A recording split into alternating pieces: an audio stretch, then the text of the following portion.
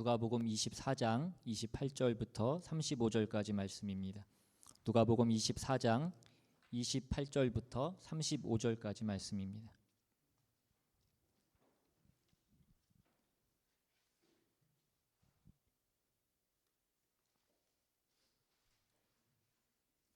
우리 찾으셨으면 한 절씩 교독해서 읽겠습니다. 제가 먼저 읽습니다. 그들이 가는 마을에 가까이 가매 예수는 더 가려 하는 것 같이 하시니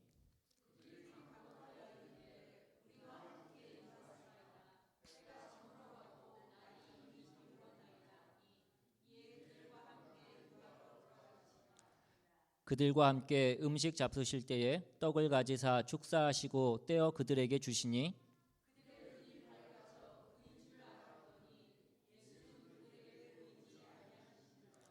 그들이 서로 말하되 길에서 우리에게 말씀하시고 우리에게 성경을 풀어주실 때에 우리 속에서 마음이 뜨겁지 아니하더냐 하고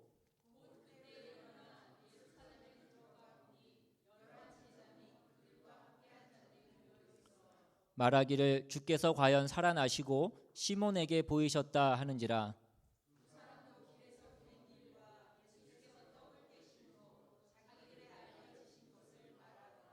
아멘. 기도하겠습니다. 하나님 감사합니다. 오늘도 우리가 온전히 주님의 말씀을 듣기를 원합니다. 주님 이 시간 역사하여 주셔서 주님의 말씀이 온전히 선포되게 주님 도와주시옵시고 그 주님의 말씀이 우리 가운데 우리 심령 가운데 새겨져서 정말 우리의 심령이 다시 한번 뜨거워지는 그 귀한 역사가 일어날 수 있도록 주님 역사하여 주시옵소서. 예배 시종을 온전히 주님께 의탁드리오며 감사드리고 예수님의 이름으로 기도드리옵나이다. 아멘. 오늘 말씀은 지난주에 이어서 계속 그 예수님께서 부활하신 날 그 엠마오로 내려가던 그 두 제자에게 일어났던 이야기입니다. 이스라엘을 구원해 주시리라고 생각했던, 즉 자신의 그 불쌍한 삶의 현실을 바꿔주리라는 그 믿음이 예수님의 그 십자가 죽음과 함께 산산이 부서지자 이 엠마오로 내려가던 두 제자는 침통한 마음을 가지고 그 엠마오로 난 길을 걸어가고 있었습니다. 예수님이 그 처형당하신 그 순간부터 아마 이들은 제정신이 아니었을 것입니다. 그들은 하늘이 무너지는 그런 충격을 받았을 것입니다. 그렇게 깊은 우울과 그 절망에 빠져서 그 3일이 어떻게 지나갔는지도 모르게 그 시간들이 지나갔을 것입니다. 그런데 그 3일째 되던 날에 어떤 여인들이 무덤에 다녀오더니 그 무덤이 빈 무덤이었다라고 그렇게 얘기하는 것입니다. 그리고 천사들이 자기들에게 얘기하기를 예수님께서 다시 살아나셨다라고 그렇게 얘기했다라고 그렇게 얘기하는 것입니다. 그런데 그 얘기를 들은 이 두 제자는 그 얘기를 듣고 희망이 생긴 것이 아니라 더욱더 절망 가운데 빠졌습니다. 여전히 그 절망 가운데에서 헤어나지 못했습니다. 이제는 사람들이 다 미쳐가는구나라고 아마 그렇게 생각했던 것 같습니다. 그래서 이제 그들은 이제는 고향으로 내려가야 되겠다. 이제 모든 것을 다 잊고 예수님에 관한 것도 다 잊어버리고 이제는 우리의 고향으로 다시 내려가야 되겠다. 그렇게 생각하고 오늘 이 두 사람은 그 예수님의 부활의 소식을 듣고도 절망에서 벗어나지 못하고 자기가 처음 왔던 곳으로 다시 돌아가고 있는 것입니다. 여러분, 우리 삶에는 때때로 정말로 절대로 일어나서는 안 될 것 같은 그런 일들이 일어나곤 합니다. 하늘처럼 믿고 따르던 것이 무너지기도 하고 믿는 도끼의 발등을 찍히기도 합니다. 그럴 때 우리는 오늘 엠마오로 가는 그 두 제자들처럼 절망 가운데 침통한 마음을 가지고 우리의 삶의 길을 걸어가게 됩니다. 그 가운데 어떤 희망의 소리가 있고 어떤 소망의 메시지가 있어도 우리는 그것을 잘 듣지 못합니다. 마음이 절망 가운데 빠져 있으면 아무리 소망이 있어도 그 소망을 발견하지 못한다는 것입니다. 마치 자존감이 낮은 사람이 다른 사람이 그 사람을 칭찬해 주어도 그 칭찬을 받아들이지 못하는 것과 같습니다. 오늘 자매님 입은 옷이 참 잘 어울리십니다. 참 멋지십니다. 그렇게 얘기를 해줘도 이 사람이 날 지금 놀리는 건가? 아닌데요 라고 그렇게 얘기하면서 그 칭찬을 받아들이지 못합니다. 자녀들에게 넌 잘할 수 있어, 넌 잘하고 있어 그렇게 얘기를 해줘도 아니라고, 난 아무것도 하지 못한다고 그렇게 그 얘기를 받아들이지 못하는 것입니다. 그런 자녀들을 볼 때 그 부모의 마음이 얼마나 안타깝겠습니까? 오늘날 스스로 그 절망을 선언하고 그 절망의 늪에 빠져서 살아가는 사람들이 얼마나 많이 있는지 모릅니다. 여러분, 절망이 무엇입니까? 절망이라는 것은 말 그대로 희망이 끊어진 상태를 절망이라고 얘기합니다. 그러면 도대체 그 희망을 누가 끊었냐는 것입니다. 여러분, 하나님께서 그 희망을 끊으셨겠습니까? 아니면 우리 스스로 그 희망을 끊었냐는 것입니다. 이 땅에 살아가면서 정말로 아무런 희망이 없는, 완전히 희망이 사라져버린 그런 상태가 있을 수 있겠냐는 것입니다. 세상에 존재하는 것은 다 상대적인 것입니다. 그 희망이라는 단어를 끊어버린 사람은 바로 나 자신이라는 것입니다. 내가 스스로 희망이 없다라고 그렇게 선언해 버리는 것입니다. 많은 사람들이 재정적인 어려움이 다가오면 희망이 없다라고 그렇게 선언합니다. 그렇게 절망을 선언하는 순간 그 사람은 죽음을 생각하게 되는 것입니다. 관계가 악화됐을 때 희망이 없다라고 그렇게 선언하면 그 관계는 더 이상 지속될 수 없는 것입니다. 우리가 신앙생활 가운데서도 내가 그렇게 오랜 신앙생활을 했지만, 내가 그렇게 하나님을 믿고 내가 오랜 시간 그렇게 하나님께 기도했지만 내가 희망이 없구나라고 그렇게 선언하는 순간 우리는 그 절망의 늪에 빠져들게 되는 것입니다. 우리는 주님이 옆에 계셔도 우리는 그 주님을 보지 못하고 그 절망 가운데 머물러 있게 되는 것입니다. 광야에서 그 불뱀에 물린 이스라엘 백성들을 향해서 장대 높이 그 놋뱀을 매달아 놓고 그 놋뱀을 바라보면 산다라고 그렇게 얘기했지만, 사람들이 절망에 빠져서 그 고개를 들 힘조차 없다면, 그것을 바라볼 힘조차 없다면 그 사람들은 죽을 수밖에 없는 것입니다. 고개만 들면 되는데, 그 놋뱀을 바라만 보기만 하면 되는데 그것을 못해서 죽어간다는 것입니다. 여러분, 하나님은 그 이스라엘 백성의 부르짖음을 들으셨지만, 그 부르짖음에 응답하셨지만 그들에게서 그 불뱀을 떠나게 하시지는 않았습니다. 하나님은 그 우글거리는 불뱀 가운데에서 그 이스라엘 백성들을 구원하신다는 것입니다. 다시 말해서 우리의 고난과 우리의 환난을 없애시는 것이 아니라 그것들 가운데서 우리를 구원하신다는 것입니다. 여러분, 불뱀은 계속해서 사람들을 물어 죽였습니다. 그러나 이제는 그 사람들에게 바라볼 수 있는 놋뱀이 있었다는 것입니다. 놋뱀을 올려보라는 것입니다. 그것을 보기만 하면 산다라고 그렇게 말씀해 주신 것입니다. 그러나 설령 그 놋뱀이 있다고 해도 그것을 바라보지 않으면 우리는 살 수 없는 것입니다. 놋뱀이 내 옆에 있고 내가 그 놋뱀을 만질 수 있다고 해도 그것을 우리가 바라보지 않으면 죽는다는 것입니다. 여러분, 주님이 우리와 함께 하시는 줄로 믿습니다. 여러분, 주님이 우리와 함께 하시는 한 우리 인생에는 그 희망이 있는 줄로 믿습니다. 아무리 절망하고 아무리 희망이 없는 그 상황 가운데 있다고 하더라도 우리가 그 주님만 볼 수 있다면 우리 삶에는 희망이 있는 줄로 믿습니다. 문제는 우리가 우리와 함께 하시는 그 주님을 보지 못하는 것입니다. 마치 우리가 주머니 속에 열쇠를 넣어놓고 그 열쇠를 찾는 것처럼, 핸드폰 손에 들고 그 핸드폰을 찾는 것처럼. 어떤 분은 보니까 전화하면서 핸드폰 찾으시는 분도 있더라고요. 그 희망의 본체이신, 그 희망의 본질이신 그분이 내 옆에 계신데 우리가 절망에 빠져서 그분을 보지 못하고 희망이 없다라고 이야기하고 있지는 않냐는 것입니다.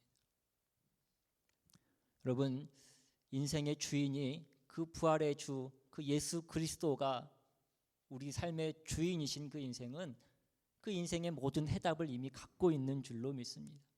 인생의 어떤 상황에서도 어떤 문제에도 해답은 예수 그리스도이신 것입니다. 그분이 우리와 함께 하시면 우리는 우리 모든 문제에 대한 그 해답, 그 마스터 키를 우리는 갖고 있는 것입니다. 여러분, 부활의 주님이 우리를 사망과 저주와 그 어둠과 그 실패와 그 절망에서 일어서게 하십니다. 그것을 우리가 넘어서게 해주신다는 것입니다. 우리가 인생에서 감당하지 못할 것이 무엇이 있겠냐는 것입니다. 음부의 권세도 이 믿음의 공동체를 이길 수는 없는 것입니다. 예수 그리스도 안에 있는 자에게는 능치 못할 일이 없다라고 그렇게 말씀해 주셨습니다. 사망이나 생명이나 천사들이나 권세자들이나 현재일이나 장래일이나 능력이나 높음이나 기품이나 그 어떤 피조물이라도 우리 주 예수 그리스도 안에 있는 그 하나님의 사랑에서 끊을 수 없다. 그것이 성경의 선언인 것입니다. 지난주 본문이었던 27절에서 이에 모세와 모든 선지자의 글로 시작하여 모든 성경에 쓴 바 자기에 관한 것을 자세히 설명하시니라. 예수님께서 그 모세오경과 예언서들, 즉 구약 성경을 통틀어서 예수님에 대한 그 말씀을 일일이 자세히 설명해 주셨습니다. 예수님께서 자신에 대한 그 이야기들을 성경을 통하여서 쭉 설명해 주셨습니다. 인간이 선악과를 따먹고 범죄하고 타락한 그 순간부터 하나님은 구원을 계획하셨습니다. 또 출애굽기 사건을 통해서 그 어린 양 예수 그리스도의 그 십자가 사건을 예표하셨습니다. 또 다윗 왕을 통해서 그 왕의 계보에서 그 메시아가 날 것을 그렇게 예고해 주셨습니다. 이사야가 이미 예수님 오시기 700년 전에 그 이사야 53장에 메시아가 당할 그 고난에 대해서 예고해 주셨습니다. 그 700년 뒤에 일어날 일을 마치 지금 보고 있는 것처럼, 마치 영상으로 보는 것처럼 그렇게 생생하게 자세하게 기록해 놓았습니다. 예수님은 제자들을 보면서 그 성경의 모든 말씀들이 나를 설명하고 있고 그 인류의 모든 역사가 끊임없이 그 징표들을 보여주고 있는데 어떻게 너희가 모를 수가 있느냐라고 말씀하고 계신 것입니다. 예수님이 처음 그들에게 다가가셔서 무슨 일이냐라고 그렇게 말을 붙이셨을 때 그 사람들은 어찌 당신만 그 일을 모르냐라고 예수님을 핀잔했지만 예수님께서는 오히려 정작 아무것도 모르고 있는 것은 내가 아니라 너희들이다라고 그렇게 말씀하시는 것입니다. 여러분, 우리 인생에 아직 해답이 없다, 아무 해답이 없다, 아무런 희망이 없다라고 그렇게 얘기하지만 사실은 해답이 없고 희망이 없는 것이 아니라 우리가 해답을 해답으로 볼 수 있는 눈이 없는 것이고 희망을 희망으로 받아들일 수 있는 그 믿음이 없는 것입니다. 주님께서 엠마오로 가는 이 두 제자들에게 계속해서 말씀을 풀어서 설명해 주시는 까닭은 그 말씀을 통해서 그 십자가 죽음과 그 부활을 이해하지 못하는 그 제자들에게 그것이 성경대로 이루어진 것임을 다시 한번 말씀해 주심으로, 다시 한번 풀어서 설명해 주심으로 그 마음 가운데 뜨거운 믿음이 생기도록 도와주고 계신 것입니다. 오늘 이 사람들이 예수님이 말씀을 풀어서 설명해 주시는 것을 듣다가 마음이 뜨거워지게 됐습니다. 그들의 마음이 뜨거워지자 그들은 예수님께 자기들과 더 있어 달라고, 자신들과 더 있기를 그렇게 청합니다. 오늘 본문 28절 29절에 그들이 가는 마을에 가까이 가매 예수는 더 가려 하는 것 같이 하시니 그들이 강권하여 이르되 우리와 함께 유하사이다. 때가 저물어가고 날이 이미 기울었나이다 하니 이에 그들과 함께 유하러 들어가시니라. 예수님께서 더 가시려고 했는데 그 제자들이 붙잡았다라고 그렇게 기록되어 있습니다. 이 본문을 보면서 예수님 정말 더 가실 때가 있으셔서 더 가시려고 하신 것일까라는 그런 생각을 해보게 됩니다. 이 본문에 대한 주석을 보면 당시에는 이것이 예의였다는 것입니다. 그러니까 상대방이 먼저 날이 저물었으니까 우리와 함께 머뭅시다라고 그렇게 제안을 하지 않는 이상 예수님이 먼저 내가 좀 당신과 함께 머물러도 되겠습니까? 라고 그렇게 얘기할 수는 없다는 것입니다. 그래서 원어의 의미도 그렇고 오늘 우리 성경은 다르지만 세번역 성경을 보시면 예수께서 더 멀리 가는 척 하셨다라고 그렇게 기록되어 있습니다. 예수님은 그들이 자신을 붙잡아 주기를, 자신을 선택해 주기를 바라신 것입니다. 기다리신 것입니다. 예수님 더 가시는 척 했는데 그 제자들이 예수님을 붙잡았습니다. 만약에 그 제자들이 예수님을 붙잡지 않았다면 아마 예수님은 굉장히 난감한 표정으로 그냥 길을 더 가실 수밖에 없었을 것입니다. 그랬다면 그들은 그냥 예수님의 말씀은 들었지만 그분이 누구인지는 아마 알지 못했을 수도 있습니다. 여러분, 우리는 우리의 실제 삶에서 예수님을 알아보지도 못하고 예수님을 원망하고 예수님의 말씀은 많이 들었지만 우리 본인만 집에 들어가고 정작 주님은 보내버리는 일이 얼마나 많은지 모릅니다. 오늘 저와 여러분은 그 예수님을 우리의 삶 가운데 인격적으로 모시어 드릴 수 있기를 축복합니다. 우리가 아무리 많은 설교를 듣고 우리가 아무리 많은 예배를 드려도 그 예수님을 내 집에 모시는 것, 내 삶 가운데 인격적으로 모시는 것은 완전히 다른 것입니다.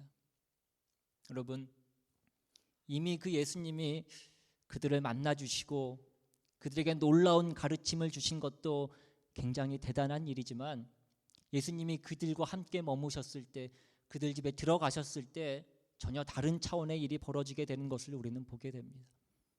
오늘 본문 30절, 31절 말씀에 그들과 함께 음식 잡수실 때에 떡을 가지사 축사하시고 떼어 그들에게 주시니 그들의 눈이 밝아져 그인 줄 알아보더니 예수는 그들에게 보이지 아니하시는지라. 그렇게 오랜 시간 함께 길을 걸어갔을 때에도 알아보지 못한 그 주님을 주님께서 떡을 떼어서 축사하시고 나눠주실 때에 그들이 그 예수님을 알아봤다는 것입니다. 어떤 분은 이 말씀을 보고 사람이 아무리 절망적이라도 뭘 좀 먹어야 눈이 뜨인다라고 그렇게 얘기하기도 합니다. 예전에 어렸을 때 잘 이해가 안 갔던 장면 중에 하나는 장례식장에 가면 사람들이 옆에서 막 잔치를 벌이는 것이었습니다. 음식을 먹고 웃고 떠들고 심지어 놀기까지 하는 것입니다. 그것이 도대체 무슨 상황인가? 사람이 아무리 절망적인 상황이라고 하더라도 우리가 희망의 노래를 부르지 않고는 그 인생을 살 수 없다는 것입니다. 아무리 고통스러워도 밥은 먹어야 되고 희망의 노래는 불러야 되는 것입니다. 이 제자들이 절망 가운데서 그 주님의 말씀을 듣고 그 주님이 그 떡을 떼줄 때에 주님을 알아봤습니다. 주님께서 축사하시고 그 떡을 떼어 주실 때에 그 모습을 보고 오병이어에 축사하시고 그 5천 명을 먹이셨던 그 주님의 모습이 그들은 떠올랐을지도 모릅니다. 그것이 기억났을지도 모릅니다. 또한 이 절망하고 주님께 등을 돌린 이 제자들을 책망하지 않으시고 사랑으로 먹여주시고 격려해 주시는 그 주님을 보고 그분이 주님이신 것을 그들이 알아보게 된 것일 수도 있습니다. 여러분, 예수님께서는 그 주님이 잡히시던 밤에도 그 제자들에게 만찬을 베풀어 주시고 그 제자들을 먹이셨습니다. 그들이 자신을 배신할 것을 알면서도 그들을 먹여주셨습니다. 심지어 가룟 유다까지도 주님께서는 먹이셨습니다. 디베로 바다로 도망간 그 시몬 베드로를 찾아가서 어떻게 부활한 나를 보고도 네가 도망갈 수 있냐 그렇게 책망하지 않으셨습니다. 오히려 숯불에 떡과 물고기를 구워서 그들을 먹이셨습니다. 엘리야가 로뎀나무 아래에서 쓰러져 있을 때에 하나님께서 나타나셔서 엘리야야, 네가 어떻게 이럴 수가 있느냐? 네가 방금 전까지 그 놀라운 승리를 경험하고 어떻게 네가 이렇게 할 수 있느냐? 하나님 책망하지 않으셨습니다. 너의 인생에 내가 얼마나 큰 은혜를 베풀어 줬는데, 네가 얼마나 큰 기적을 체험했는데 네가 이렇게 낙심할 수가 있느냐? 하나님 책망하지 않으셨습니다. 그가 쓰러져서 이제 내가 죽기를 원하나이다 라고 그렇게 얘기했을 때 하나님 오히려 그에게 떡과 물을 갖다 주시고 그를 먹이셨습니다. 오늘 주님은 엠마오로 떠나는 두 제자들에게 찾아오셔서 자세히 설명해 주시고 먹여주시고 위로해 주시는 그 예수님이신 것입니다. 여러분, 우리 주님은 너무나 좋으신 주님이시라는 것입니다. 계시록 3장 20절에 보시면 볼지어다 내가 문 밖에 서서 두드리노니 누구든지 내 음성을 듣고 문을 열면 내가 그에게로 들어가 그와 더불어 먹고 그는 나와 더불어 먹으리라 라고 그렇게 기록되어 있습니다. 여러분, 우리 인생의 문 밖에 서 있는 그 주님을 너무 오래 세워두지 마시기 바랍니다. 주님과의 그 친밀한 교제를 시작하실 수 있기를 바랍니다. 오늘 예배 가운데 하나님이 우리와 함께 하시는 것을 우리가 알았다면, 우리가 깨달았다면 그 하나님을 우리 삶 가운데로 모시어 드릴 수 있기를 바랍니다. 여러분, 사랑은 그냥 먼 발치에서 바라만 보고 있다고 시작되는 것이 아니고 인격적인 교제가 시작되어야지만 진정한 그 사랑과 만남이 시작되는 것입니다. 우리가 문 밖에서 얘기하는 것과 문 안에서 식탁 위에서 교제하는 것과는 완전히 다른 교제라는 것입니다. 여러분, 우리 주님을 우리 안에 모셔드리고 그분과 그 사랑의 교제를 나누실 수 있기를 주님의 이름으로 축복합니다. 그들이 이제 그 주님을 알아봤더니 그 주님이 이내 사라지셨습니다. 주님은 그들이 어떤 현상에 현혹되기를 원하신 것이 아니라, 어떤 상황에 집중하기를 원하신 것이 아니라 주님이 여전히 살아계셔서 그들의 인생과 그 역사를 주관하고 계시다는 것을 그들이 깨닫고 믿음으로 고백할 수 있기를 바랬던 것입니다. 오늘 본문 32절에 그들이 서로 말하되 길에서 우리에게 말씀하시고 우리에게 성경을 풀어주실 때에 우리 속에서 마음이 뜨겁지 아니하더냐 하고, 예수님은 사라지셨지만 여전히 그들의 마음은 뜨거웠습니다. 그들 안에 다시 말씀에 대한 열정이 살아나기 시작한 것입니다. 말씀에 대한 뜨거움이 회복된 것입니다. 말씀을 들었지만 예수님이 십자가에 달리셨어도 그것이 무엇을 의미하는지 몰랐고, 그리고 부활하신 그 주님의 얘기를 들었어도 반신반의하고 그들이 믿지 못했던 까닭이 무엇이었냐는 것입니다. 말씀이 그들 안에 없었기 때문이었습니다. 말씀에 대한 믿음이 그들에게 없었기 때문이라는 것입니다. 그 말씀대로 반드시 이루어진다는 그런 믿음도 없었고, 그 말씀이 이루어졌음에도 불구하고 그 말씀대로 믿는 믿음이 그들 안에 없었기 때문입니다. 우리는 그래서 두려워하고, 그래서 우리는 불안해하는 것입니다. 여러분, 목사인 저도 마찬가지입니다. 내가 말씀 붙잡지 않으면 하루에도 몇 번씩 내 상황 가운데 나를 두렵게 하고 불안해하는 것이 얼마나 많은지 모릅니다. 매일매일 그렇다는 것입니다. 그러나 우리가 하나님께서 우리에게 약속해 주신 그 말씀을 믿기 때문에 세상 끝날까지 내가 너희와 항상 함께 있으리라, 그 말씀을 내가 믿기 때문에 그 말씀을 기억하고 그 말씀을 붙잡을 때에 우리는 두렵지 않을 수 있게 되는 것입니다. 그래서 우리는 우리를 두렵게 하지 않은 그 말씀을 붙잡는 그 열심과 그 열정을 우리는 놓쳐서는 안 되는 것입니다. 우리가 말씀 붙잡지 않으면 우리는 한순간에도 다시 넘어질 수 있고 다시 불안한 모습으로 돌아갈 수밖에 없기 때문인 것입니다. 여러분, 우리가 왜 매달 성찬을 하고 우리가 왜 매주일 이렇게 나와서 예배를 드립니까? 우리가 금세 잊어버리기 때문인 것입니다. 그 말씀이 우리 삶 가운데 하루도 채 가지 못하기 때문인 것입니다. 어쩌면 오늘 당장 이 문을 나가면 그 믿음이 우리를 따라오지 못할 때가 너무나 많이 있다는 것입니다.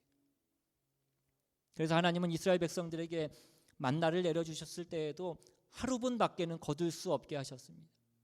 매일 아침 해 뜨기 전에 그 양식을 거둬야 그 하루를 겨우 버틸 수 있었던 것입니다. 여러분, 영적인 것은 그보다 더한 것입니다.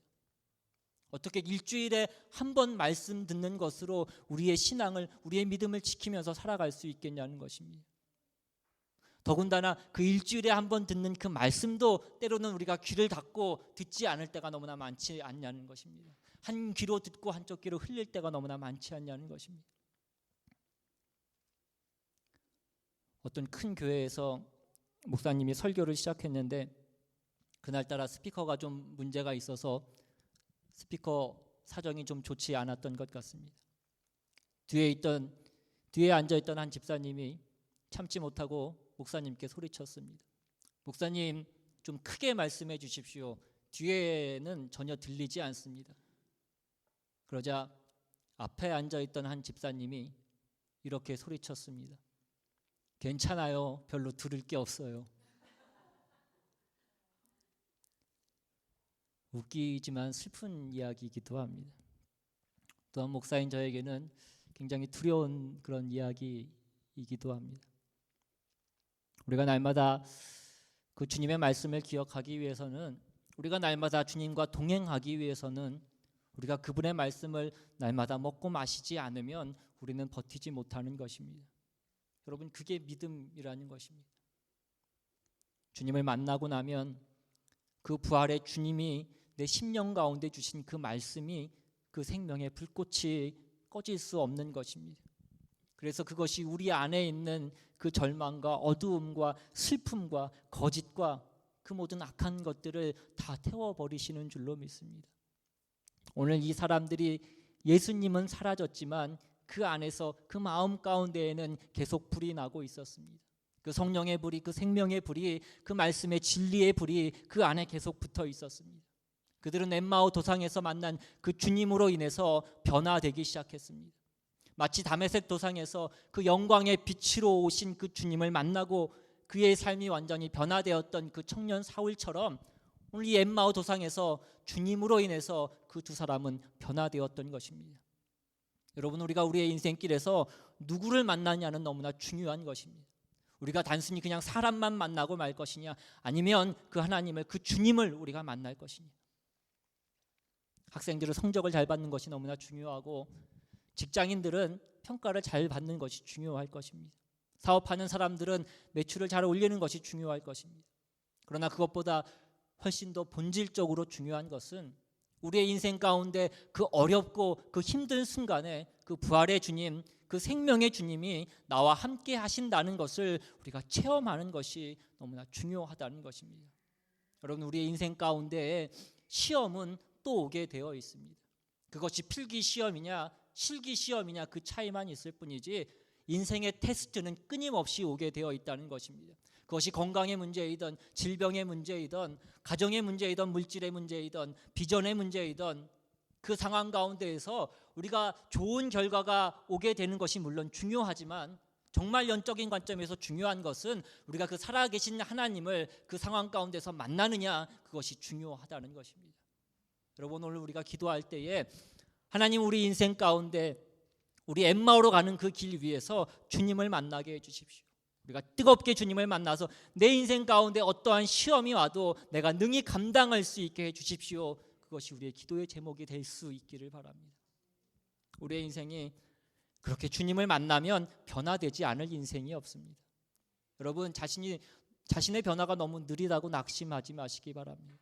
우리 주변에 우리의 가족과 우리의 친구와 우리의 이웃이 그 변화가 느리다고 낙심하지 마시기 바랍니다. 그들을 포기하지 마시기 바랍니다.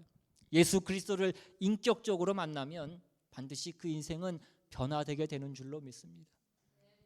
오늘 본문 33절 말씀에 곧 그때로 일어나 예루살렘에 돌아가 보니 11 제자 및 그들과 함께한 자들이 모여 있어. 이제 저녁이 되어서 이곳에 머무르자라고 그렇게 얘기했던 제자들이 이젠 밤중이 되었는데도 그들이 더 이상 기다릴 수가 없었습니다. 예수님이 죽으신 줄 알고 절망 가운데 있던 이 사람들이 그 부활하신 예수님을 만나게 되자 한밤중에 예루살렘으로 달려간 것입니다. 그리고 그 다른 제자들과 이야기를 나누기 시작했습니다. 여러분, 하나님의 자녀는 그 심령이 뜨거워야 됩니다. 주님께서 내게 오시면, 우리가 주님을 만나면 우리의 심령은 뜨거워질 수밖에 없는 것입니다. 우리가 구속함을 받은 그 하나님의 사랑함을 받은 사람은, 그 하나님의 자녀는 그 가슴은 뜨거울 수밖에 없는 것입니다. 그 하나님의 영이 내게 임하시면, 하나님의 말씀이 내 안에 거하면 우리는 뜨거워지는 것입니다. 여러분, 우리의 영혼이 뜨거워지면 모든 것이 뜨거워지는 것이고, 우리의 영혼이 차가워지면 모든 것이 차가워지는 것입니다. 여러분, 에덴 동산에 살았던 아담과 하와가 처음에는 얼마나 뜨거웠겠습니까? 서로 사랑하고 얼마나 한없는 은혜와 그 축복 가운데 그들이 살았겠습니까? 그러나 그들이 범죄함으로 인해서 그들 가운데 있던 하나님의 생명이 죽어버린 것입니다. 하나님이 안 계신 그들은 싸늘한 사람이 되어버린 것입니다. 그 영혼이 죽어버린 그들이 어떻게 되었습니까? 하나님께서 아담을 찾으셨을 때에 그 아담은 숨었습니다. 그리고 선악과를 따먹은 것도 그 아내에게, 그 하와에게 그 책임을 덮어씌웁니다.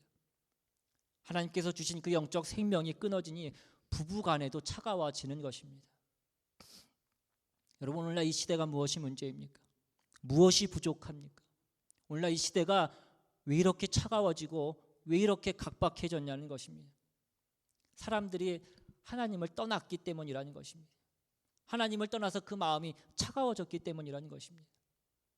여러분, 지식이 발달했지만 그 지식이 절대로 우리 인간을 따뜻하게 해주지 못한다는 것입니다. 우리가 추구하는 그 물질이 사람들을 따뜻하게 해주지 못한다는 것입니다.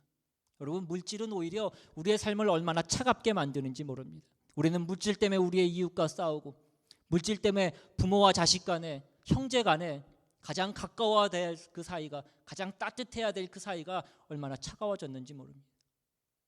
인간이 지식을 쫓아가고 그 물질을 쫓아가고 그 과학을 쫓아가다 보니까 이 사회가 걷잡을 수 없이 그렇게 차가움 가운데 있게 되었다는 것입니다.